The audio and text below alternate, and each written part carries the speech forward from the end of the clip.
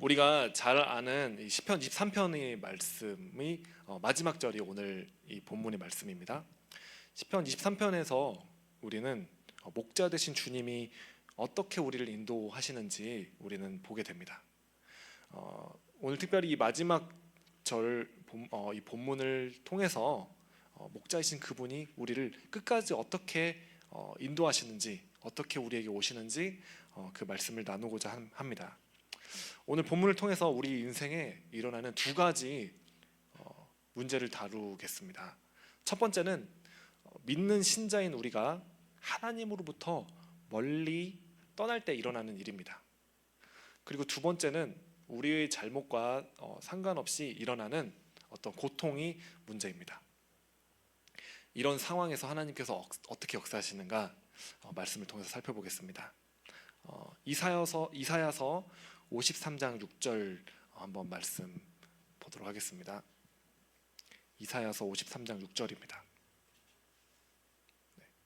우리는 모두 양처럼 길을 잃고 각기 제 갈 길로 흩어졌으나 주님께서 우리 모두의 죄악을 그에게 지우셨다. 이사야서 53장에 보면 우리는 다 양 같아서 그릇 행하여 각기 제 갈 길로 갔다고 이렇게 말씀하십니다. 즉 예수님을 만나기 전에, 우리가 예수님을 영접하기 전에 구원받지 못한 모든 인간의 상태는 이와 같습니다. 바로 주인이 없고 양이 목자가 없는 상태로 그렇게 홀로 사는 것입니다. 홀로 흩어져 사는 것이고, 그렇다면 곧바로 그 양은 길을 잃게 될 것입니다. 그리고 그 운명은 정해져 있습니다.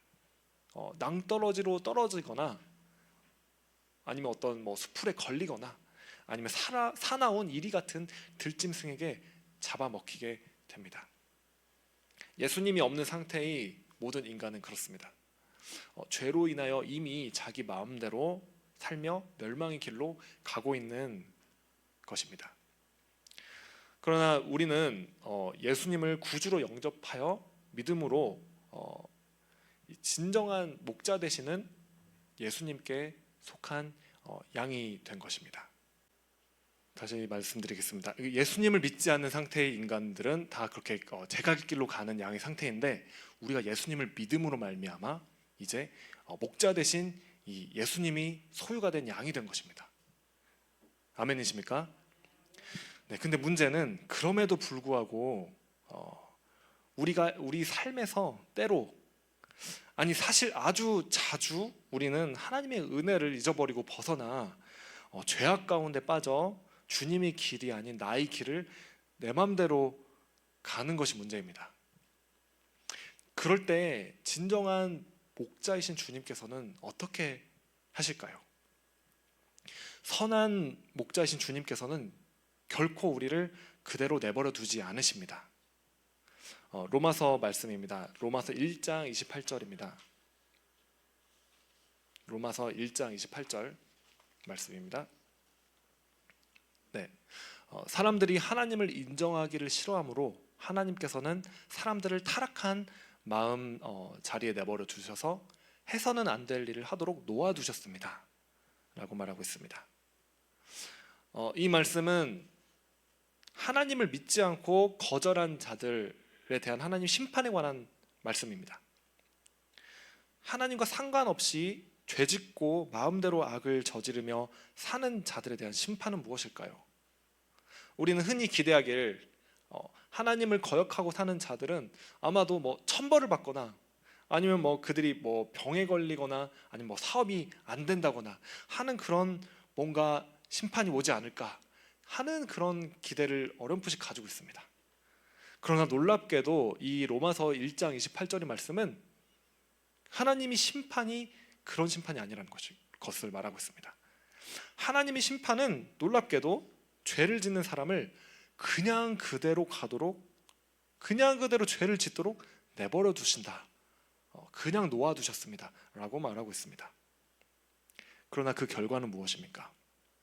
그들은 마치 주인 없는 양이 제 갈 길로 끝까지 가는 것처럼 멸망의 절벽으로 그냥 그대로 가게 되는 것입니다.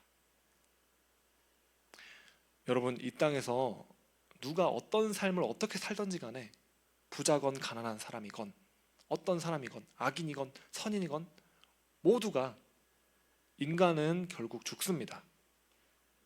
그리고 모든 인간은 결국 하나님의 심판대 앞에 서게 될 것입니다. 그때는 판결이 남아 있습니다. 그러므로 성경에서는, 이 말씀에서는 악인이 흥하는 거에 대해서 마음을 두지 말라고 여러 군데에서 말씀하고 계십니다. 서로 속고 속이고 뺏고 빼앗을지라도 결국에는 주님의 심판대 앞에 서게 될 것이기 때문에 그렇습니다. 그래서 주님의 심판은 인간이 자기 마음대로 행하도록 그냥 내버려 두는 것이 사실 가장 큰 심판인 것입니다. 그러나 예수님을 진실로 영접한 신자에게 주님은 어떻게 하십니까?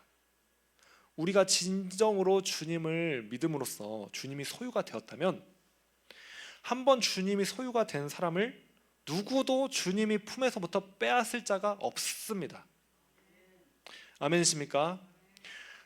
오늘 주님이 소유가 되었다가 내일은 생각해보니까 내가 막 죄를 지었어. 그래서 내일은 주님이 소유가 아니었다가 또 그 다음날은 또 내가 이제 좀 가만히 생각해보니까 내가 주님이 소유야. 그래서 내일은 또 주님이 소유가 되었다가, 그렇게 할 수 없다는 것입니다. 그것은 심지어 나의 마음이, 또 나의 연약한 믿음이 흔들릴 때에도 마찬가지입니다. 믿은 척을 하는 그런 신자를 말하는 것이 아닙니다. 진정으로 주님을 영접한 진실된 신자를 말하는 것입니다. 거듭난 신자, 그런 거듭난 신자, 그래서 주님이 소유가 된 그 신자는 설령 나의 마음이 흔들린다 할지라도 내가 주님이 소유가 되었다는 그 사실을 좌지우지할 수 없습니다. 왜냐하면 주님은 주님이 택한 자, 주님이 선택한, 주님이 소유된 그 사람을 절대로 끝까지 포기하지 않으시기 때문에 그렇습니다. 로마서 8장 38절부터 39절 말씀입니다. 한번 띄워주시기 바랍니다. 로마서 8장 38절 말씀입니다. 네, 나는 확신합니다. 죽음도 삶도 천사들도 권세자들도 현재일도 장래일도 능력도 높음도 깊음도 그 밖에 어떤 피조물도 우리를 우리 주 예수 그리스도 안에 있는 하나님의 사랑에서 끊을 수 없습니다. 어떤 것도 하나님의 사랑에서 끊을 수 없다는 것입니다. 설령 나의 어떤 연약함이, 나의 어떤 믿음이 흔들린다 할지라도 이미 주님이 사랑 안에 들어간 사람은, 이미 주님의 소유가 된 사람은 이 하나님의 사랑에서 끊을 수가 없다고 말씀하고 있습니다. 왜냐하면 주님이 사랑이 강하게 우리를 붙잡기 때문에 그렇습니다. 바로 이것이 기쁜 소식입니다, 여러분. 우리가 진실로 예수를 구주로 믿고 구원을 얻은 자라면 우리 구원이 나의 조건, 나의 어떠함에 달려있지 않다는 것입니다. 오직 주님께서 행하신 그 일에 달려있다는 사실을 믿으시기 바랍니다. 만약에 그 구원의 조건이 나에게 달려있다면 그 누구도 이 땅에서 주님이 주신 평안을 누릴 수 있는 사람은 없을 것이며 항상 불안해할 것입니다. 그러나 항상 변하지 않으시는 그 주님으로 인해 우리의 구원의 근거가 주님께 있기 때문에, 그분이 우리를 붙잡고 계시기 때문에 우리는 안심할 수 있고 평안을 누릴 수 있게 되는 것입니다. 오늘 본문에서 하나님께서 택하신 주님의 양을 주님은 절대로 끝까지 포기하지 않고 따라오신다고 말씀하십니다. 다시 본문 한번 보시기 바랍니다. 시편 23편 6절입니다. 진실로 주님이 선하신가 인자하심이 내가 사는 날 동안 나를 따라오신다고 말씀하고 있습니다. 그분이 사랑이 나를 쫓아오십니다. 절대로 끝까지 포기하지 않으시고 그분이 사랑이 나를 쫓아오신다고 말씀하고 계십니다. 그것은 만약에 설령 내가 내 마음대로 내 길을 간다 할지라도, 그런다 할지라도 목자이신 그분이 선하심과 인자하심으로 끝까지 길 잃은 양을 쫓아오신다는 그런 말씀이십니다. 어쩌면 여러분의 완고함 때문에 시간이 지체될 수도 있습니다. 그러나 그럼에도 불구하고 주님은 반드시 여러분을 포기하지 않으시고 끝까지 그분이 선하심과 인자하심으로 쫓아오실 것입니다. 그러므로 여러분, 주님께서 여러분을 쫓아오실 때 고집 피우며 버티지 마시기 바랍니다. 그분께 빨리 깨닫고 돌아오시기 바랍니다. 그 주님은 악으로부터, 죄로부터 나를 구해서 다시 안으시고 목자의 집으로 데리고 와서 안전한 양 울타리 안에 두시고 지키시고 보호하실 것입니다. 두 번째 문제는 우리의 악함 때문이 아니라 우리 악함이 아닌데도 불구하고 일어나는 고통과 고난의 문제입니다. 코로나 같은 이런 전염병이 지금 정말 일어나고 있습니다. 그래서 많은 사람들이 고통을 받고 있죠. 그리고 지진이나 기근 같은 어떤 재난들이 일어났을 때 그로 인하여 수많은 사람들이 고통을 당하게 됩니다. 그 밖에도 나의 죄가 없는데, 내가 잘못한 거 하나도 없는데, 그런데 우리는 우리 인생길에서 다른 사람이 악으로 말미암아 피해자가 되고 고통을 당하는 일을 경험하곤 합니다. 나의 어떤 죄 때문이 아닌데도 불구하고 우리 인생에 어두운 일들이 일어나는 일이 발생하는 것입니다. 이럴 때 우리는 자꾸만 왜 이런 일이 나에게 일어났는가 그렇게 해석하려고만 하고 그걸 규정하려고만 합니다. 그런 상황의 원인이 어쩌면 하나님이실 수도 있고 아니면 마귀일 수도 있고 인간일 수도 있습니다. 아마도 복합적으로 일어나는 일이 대부분일 것입니다. 네, 이 코로나를 생각하면 인간의 어떤 그런 죄들, 인간의 어떤 잘못들, 마귀가 그걸 사용하고, 글쎄요, 하나님이 어떤 범위 안에서 허락하셨기 때문에 일어날 수도 있고, 그런 원인들을 우리가 자꾸만 따지고 자꾸만 묻게 된다면 우리가 이제 원인이 하나님이라고 만약에 생각한다. 그러면 하나님을 원망하게 됩니다. 왜 하나님이 이런 일을 하셨느냐고 따지게 됩니다. 또 이제 마귀를 대적하려고 하고, 또 아니면 이런 일을 일으킨 인간을 향해서 분노하기도 합니다.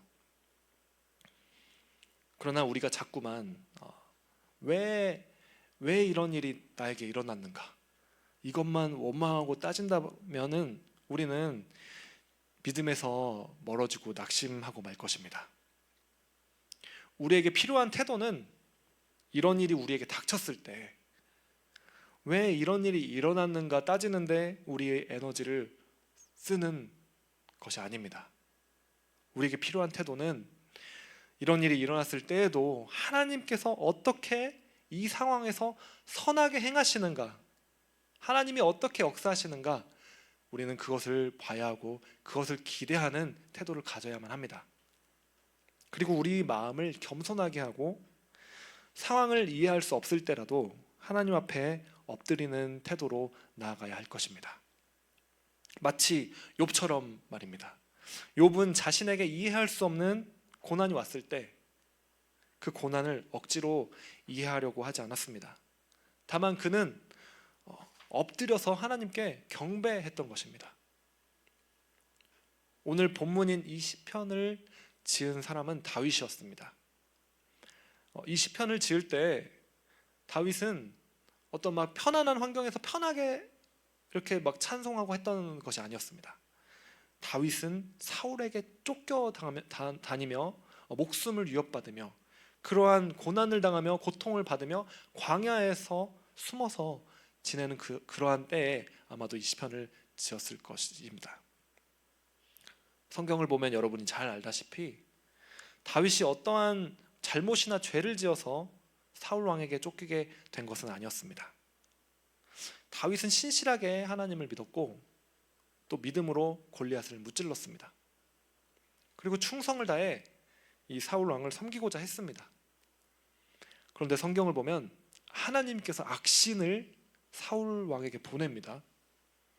그래서 악한 영이 역사를 하니까 사울 왕이 이제 정말 미쳐갑니다.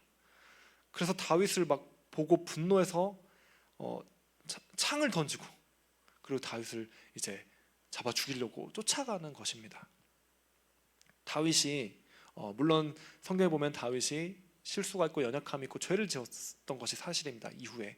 그러나 다윗이 이때 어떠한 특별한 죄를 막 지어서 그것 때문에 막 쫓겨다니고 고통을 받게 되는 것은 아니었습니다. 이해할 수 없는 상황이었죠. 네. 그래서 다윗은 이러한 모든 그런 일들 때문에 고통의 상황에 처하고 맙니다.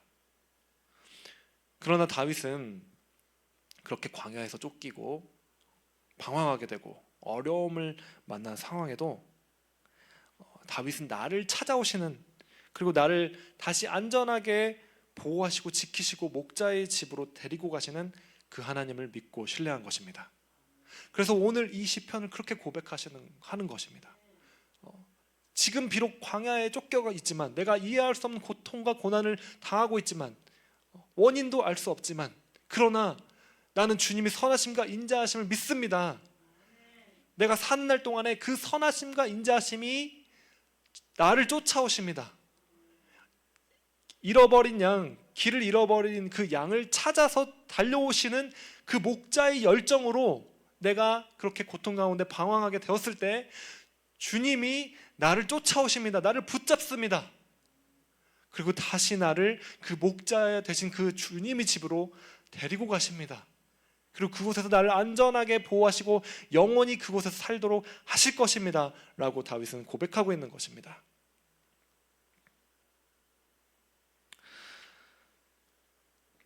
다윗은 그렇게 하나님이 선하심과 인자하심을 노래했습니다.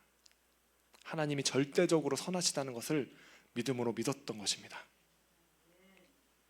그리고 지금의 악한 상황에서 하나님이 나를 버리거나 포기하지 않으시고 끝까지 나를 쫓아오셔서 구원해 주실 것을 믿었습니다. 그분이 다시 안전하게 그분이 임재 안으로 그분의 집으로 나를 구해서 되돌아가게 하실 것을 믿었던 것입니다. 결론입니다. 오늘 우리에게 이 두 가지 문제들이 다 일어나고 있다고 믿습니다.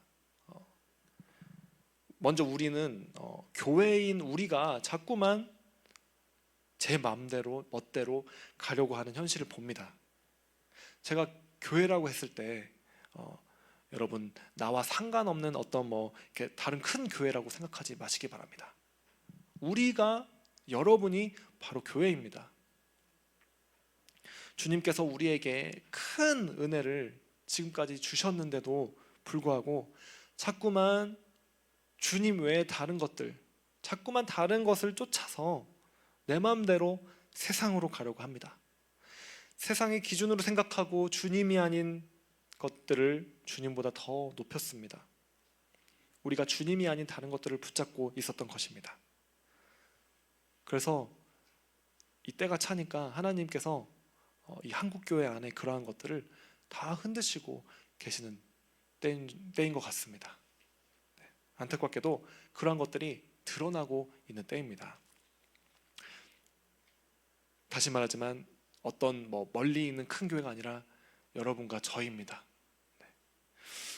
그러나 그렇게 우리가 제 마음대로 가는 그때 또 교회가 쇠락해져 가 보이는 이러한 때에 그때 주님은 바로 이때에 우리를 포기하지 않고 우리에게 달려오시고 우리를 쫓아오실 것입니다. 그때 나를 찾아오셔서 나를 붙잡으시고 방향을 다시 틀어주시고 교정해주시고 그래서 우리가 다시 돌이키고 회개할 수 있도록 하시는 분이 바로 선한 목자이신 예수님이십니다. 우리가 잘못된 길로 갈 때 주님은 반드시 우리를 붙잡으셔서 돌이키게 하실 것입니다. 우리 마음이 주님이 아닌 주님보다 앞선 다른 것들에 가 있었기 때문에 이러한 상황을 통해서 주님은 교회를 정결하게 하시는 것이라고 저는 믿습니다. 이때 우리 마음을 겸손하게 하시고 회개하시고 주님께로 돌아오시기 바랍니다. 주님 앞에 엎드리시기 바랍니다. 여러분 마음에 주님이 주신 것이 아닌 다른 마음이 있다면, 주님보다 더 앞서는 것이 있다면, 주님을 사랑하는 마음이 없다면 여러분 지금 주님 앞에 엎드려야 되는 때인 것입니다. 주님께서 우리를 붙잡으실 때 우리도 그 손을 뿌리치지 말고 머뭇거리지 말고 힘써 그 손을 우리도 붙잡기 바랍니다. 두 번째로 어떤 면에서는 우리가 우리 잘못이 아닌 여러 다른 이유로 인하여 고통당하고 있는 일도 동시에 일어나고 있습니다. 그러나 그때 우리는 겸손하게 주님 앞에 엎드려야 할 것입니다. 설령 내 잘못이나 나의 어떠함이 아니라 환경과 상황이나 어떤 다른 사람들의 악함 때문에 우리 가운데 그런 고통이 온다 할지라도 우리는 겸손하게 주님 앞에 엎드리시기 바랍니다. 그리고 믿으시기 바랍니다. 끝까지 우리를 포기하지 않으시고 우리를 다시 붙잡으셔서 회복시켜 주시는 주님을 우리 믿고 신뢰하기 원합니다. 끝까지 믿음을 잃지 말고 낙심하지도 지치지도 마시고 인내하시기 바랍니다. 악을 선으로 변화시키시는 그 주님을 바라보시기 바랍니다. 그래서 인내하며 이 선한 싸움을 싸워가시기 바랍니다. 하나님께서는 여러분을 찾으러 쫓아오시고 또 쫓아오실 것입니다. 결코 포기하지 않으실 것입니다.